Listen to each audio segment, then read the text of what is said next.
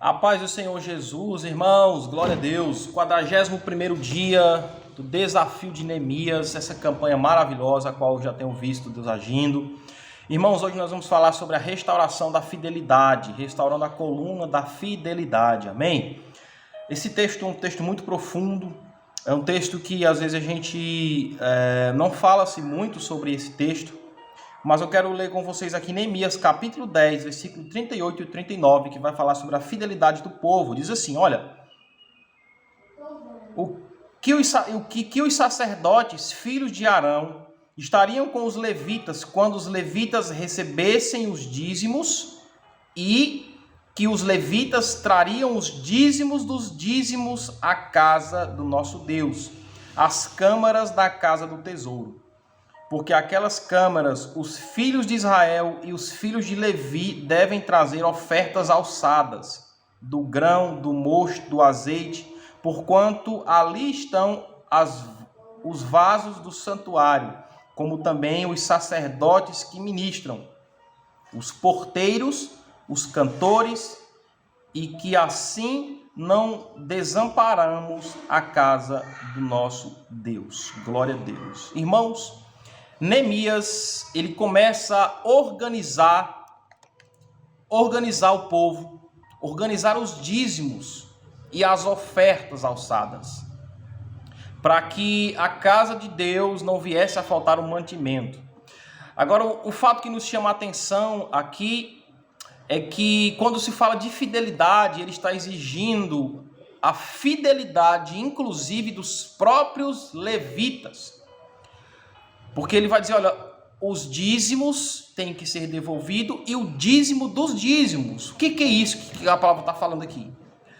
Os levitas, eles recebiam os dízimos porque o trabalho deles era cuidar do templo. Então eles viviam, eles sobreviviam, eles não tinham outro trabalho, eles não plantavam, não colhiam, eles só simplesmente não tinham esse tempo porque o trabalho deles estava em apenas cuidar do templo. Só que mesmo aquele dinheiro que ele recebia, aqueles elementos, alimentos que eles recebiam, embora seja o dízimo do povo, mas eles também teriam que dar o dízimo deles, que era do dízimo que eles tinham recebido do povo. Isso me faz pensar quando, por exemplo, eu como um pastor, um líder, se alguém chega para mim e dá uma oferta na minha vida, eu preciso tirar daquela oferta que eu recebi o meu dízimo. Porque quando se fala de dízimo, de fidelidade, não está falando, irmão, de algo comum do reino espírito, no reino natural. Nós estamos falando de um reino espiritual, de princípios espirituais, de princípios eternos. Então, quando nós falamos de restauração da fidelidade, nós estamos falando de algo que tem que ser incondicional. Ser fiel a Deus, restaurar a fidelidade ao Senhor é algo que tem que ser incondicional.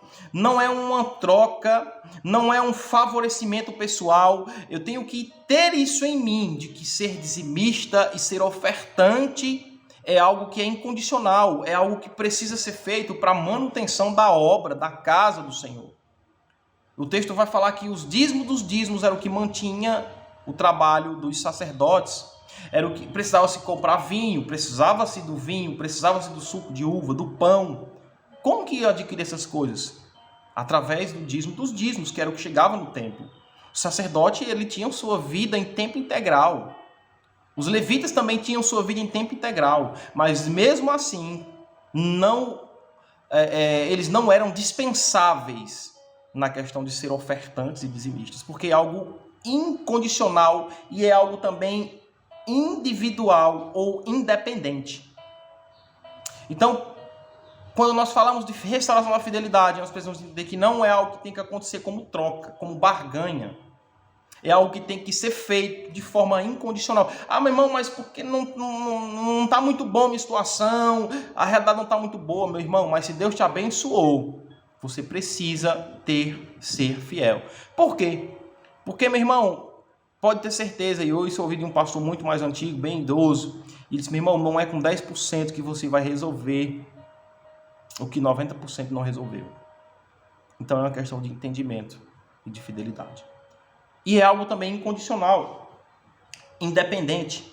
Quando se fala algo independente, está dizendo o seguinte, meu irmão, que não é só, eu vou fazer porque os outros estão fazendo. Então, para mim não ficar por fora, para ninguém falar nada, eu vou fazer porque está todo mundo fazendo, então eu vou fazer. Não vou fazer porque ninguém faz, então eu não vou fazer. Não, a Bíblia está dizendo que isso é algo independente, é individual. Independente da circunstância, independente do que os outros estão fazendo, você precisa fazer de forma incondicional. Não dependa da condição de estar abastado ou de não fazer por estar apertado.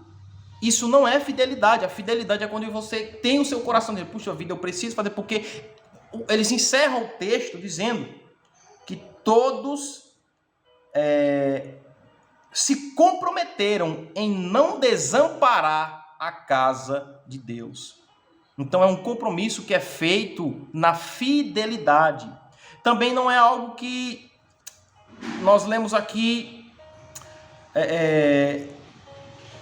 que é feito simplesmente baseado, ou melhor, que não fazemos porque nos baseamos em outras pessoas. Irmão, não se baseie nos erros dos outros para justificar as suas atitudes. Ou não se baseie em acerto dos outros também para se basear as suas decisões. Você tem que basear-se entendendo que é algo independente, é algo incondicional. A fidelidade é algo individual, é algo seu e Deus. É um compromisso que você faz. Ontem no discipulado com os jovens, eu perguntei para eles, meu irmão, nós somos obrigados a obedecer o evangelho? E aí um respondeu, não somos obrigados. E o outro disse, nós somos obrigados sim. E aí eu ouvi eles dois, né? Eu ouvi a resposta de ambos. E eu disse, olha, quem não conhece Jesus, quem ainda não aceitou a Cristo, quem não desceu as águas, não é obrigado. Não é obrigado. Não é. Quem não serve a Deus, quem não é temente ao Senhor, não é obrigado a seguir o evangelho. Porém, quando aqueles que receberam Jesus, que são crentes, que aceitaram a Cristo, ele tem por obrigação servir e obedecer os princípios das Escrituras. E uma obrigação não significa que é forçado. Existe uma diferença de ser obrigado e de ser forçado. Não, ninguém é forçado a ser dizimista, ninguém é forçado a ser ofertante, mas nós somos obrigados como bons cristãos e como exemplo. Mas não uma obrigação por imposição, mas uma obrigação por entendimento de que é algo incondicional e de que é algo independente, de que precisa ser feito como um compromisso. Quando eu estava falando sobre aliança, eu falei que quando eu aceito uma aliança, eu sou obrigado a cumprir aquela aliança. E quando eu não cumpro, consequentemente, eu sofro consequências do quebramento da aliança. Foi assim com relação à aliança que foi feita lá no Éden. O homem desobedece e veio duras consequências dele. Não que Deus foi punitivo, mas a própria desobediência traz consigo um fardo, um jugo. Então, meus irmãos, como bons cristãos, nós precisamos prezar pelo princípio da fidelidade. Seja fiel. E, embora a Bíblia vai falar, se foste fiel no pouco, sobre muito te colocarei, mas como é difícil, irmão, muitas vezes a gente encontra pessoas que dizem, mas eu tenho dificuldade, meu irmão, porque eu ganho muito pouco e não consegue. Mas se a gente não aprender a honrar o Senhor na dificuldade, na bonança, a gente vai menosprezar. Então, meu irmão, se autodiscipline, entenda como sendo algo individual seu, né? Não crie desculpas para justificar os atos egoístas. Simplesmente seja fiel ao Senhor, seja independente, no sentido de seja um ofertante, um dizimista independente das circunstâncias que estão ao seu redor. e seja fiel, restaure essa fidelidade de forma incondicional, não depende de condições. Simplesmente haja pela fé, porque é um compromisso que foi feito há 1000 anos atrás. E a igreja tem se mantido fiel. Se você é igreja, se você se coloca, se entende que você é igreja, dê esse fruto chamado fidelidade para a manutenção da casa do Senhor. O compromisso é com o Pai.